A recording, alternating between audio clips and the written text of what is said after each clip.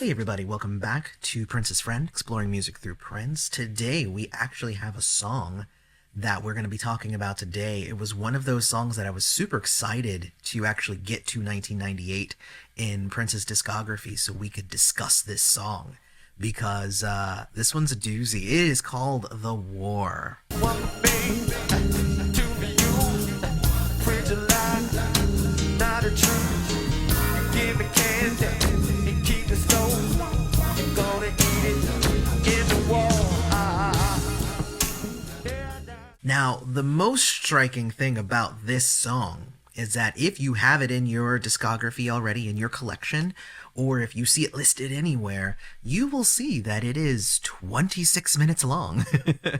And yes, 26 minutes is quite a long time. I mean, nobody can refute that, right?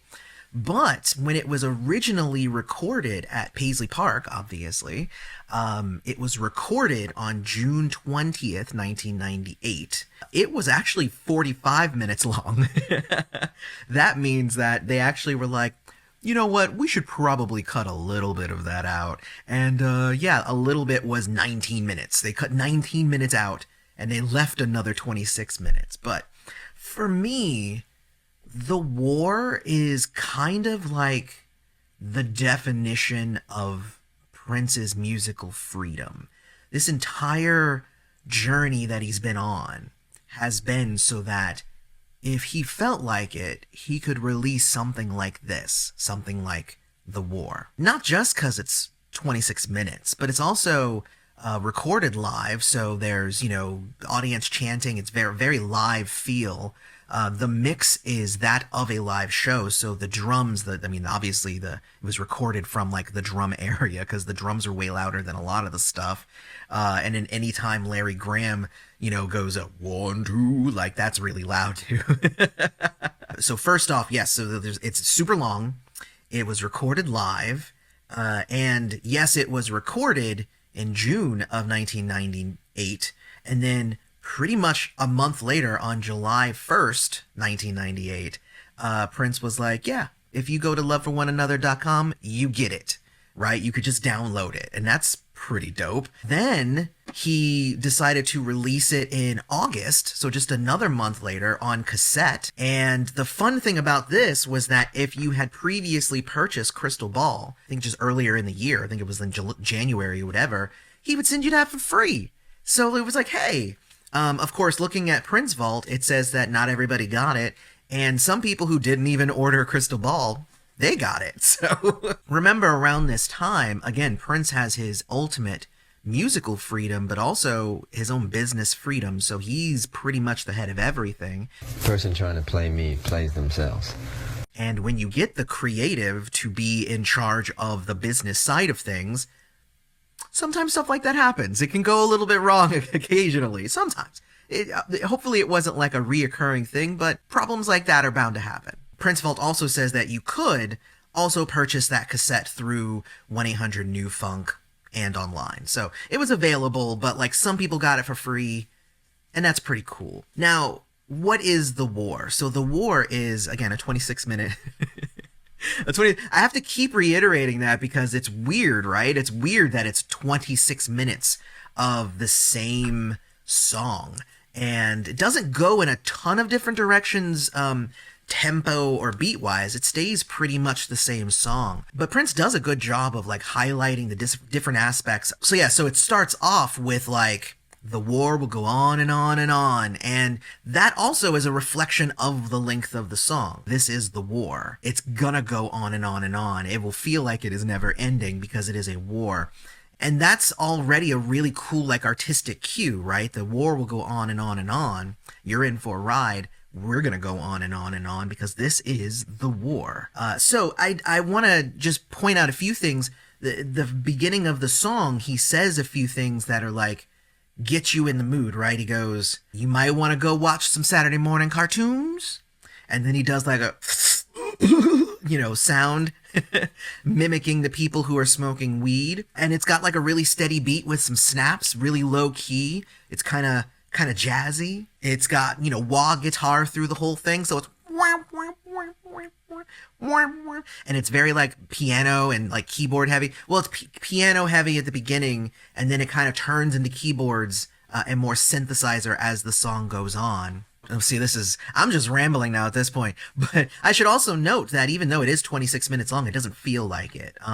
You kind of get lost in the song. It kind of draws you in. You just start going, oh yeah, that's pretty nice. That's pretty nice. And then he says, now we're going to challenge you with some stuff here. And if you don't want it, there's some Saturday morning cartoons over there. Basically saying, like, he started it off by saying, yeah, there's a bunch of different distractions. Now we're going to challenge you, but if you don't want it, go over there. And then he starts basically asking some questions. He asks, do you love your country? And the crowd goes, yeah. And he says, do you love God? And they go, yeah. And then he goes, do you love your country more than you love God? And the crowd goes, and it kind of goes from there. He then tells the story about, we're running out of all of our resources here, or you're being told that we're running out of all of our resources here on Earth. So what if your country said, there's a metropolis underground where everything is available to you, it's a paradise, but we have to put a microchip in your neck, and then you can go. And the question is, would you go? And following, he even calls your country the beast. He calls it the beast. It's just like, obviously they're the opposite of God. So what if you went underground? Would you go underground following the beast and your country? Or would you stay up top and trust in God to take care of you? You could tell that this was like deep philosophical stuff, and he had probably had many, many discussions with Larry Graham going into this. I really like the framing of it. He takes his time. He even repeats some of the lines for emphasis. He, makes sure to say that, like, this metropolis is a paradise, or so they say. I like the fact that he doesn't actually answer the question. He's more posing it to you, the listener. And then obviously he says, like, there is no country without God, there is no food without God, there's no metropolis without God. So do you go with God, or do you go with your chocolate microchip? And I like the fact that it was a chocolate microchip.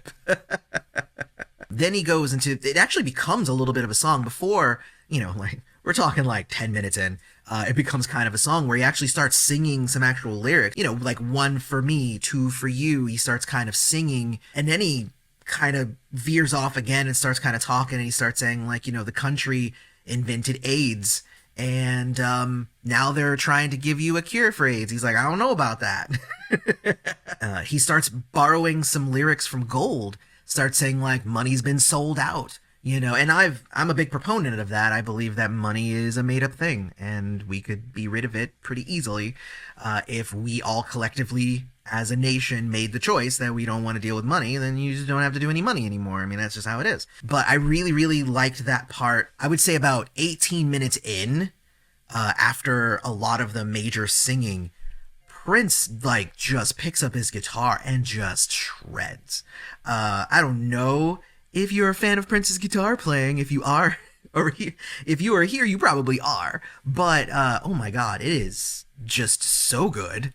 The guitar playing that he does in this, and it takes a while before you get to it again, about 18 minutes in, and then the song kind of ends with kind of a tribal beat, kind of, did a boom, and I liked that. I thought it was pretty good. Like, it had actually been a while since I had sat down and listened to it, because it is a bit of an investment. Sometimes if it just pops on in my shuffle, I'll just let it play if I'm doing something else.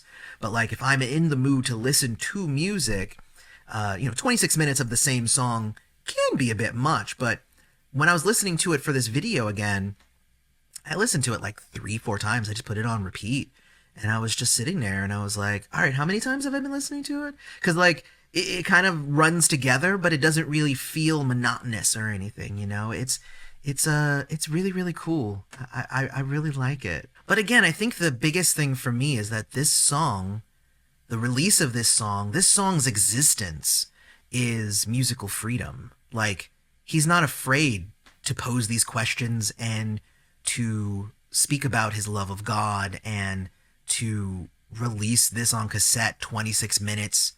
You know, most of those like single cassettes were like, you know, a few minutes. Like, you know, tape is expensive. So like that was a big deal for him to release this on cassette. That meant like he was invested in this song. He wanted to get this message out. Man, such a good song. And I should probably mention the cover, because if you look at the cover, to me, it's not, you know, a woman holding the earth. It's a woman giving birth to the earth, which is pretty interesting. Let me know what you think about the cover down in the comments. I definitely want to know your thoughts on that. But throughout the whole song, Prince and the crowd and Larry Graham and everybody is repeating one essential line. And he says, the evolution will be colorized. And there's a lot that you could take from a line like that. You know, there's obviously the revolution will be televised, and he's kind of, you know, evolved from that, but the evolution, meaning the future of our species as a whole, will be colorized. And I think what that means is that people of color, black more specifically, because he's black, so he's probably talking more about that, they're going to lead, these people are going to lead to the future. And I like that. It's a nice thought. I am also of the opinion that if everybody just sleeps with everybody, then we'll just all be brown later on, and everybody will be happy. There'll be no more race, but that's neither here nor there. But man, The War is just, it's such a great listen. And I was hoping that this wasn't just going to be like a 2-minute video talking about this one song, since the song is so long. Oh man, hopefully you've gotten everything you've wanted out of the discussion about The War. If you haven't heard it, definitely go listen to it. But before you go, hit like, subscribe to the channel, hit the bell notification, become a patron or YouTube member to support the channel. If you want to hit some buttons and some links and stuff, you can check out my own personal musical project called Strays of the World. There's a link to that into the description as well. Otherwise, may you live to see the dawn. Love you all. I'll see you in the next video.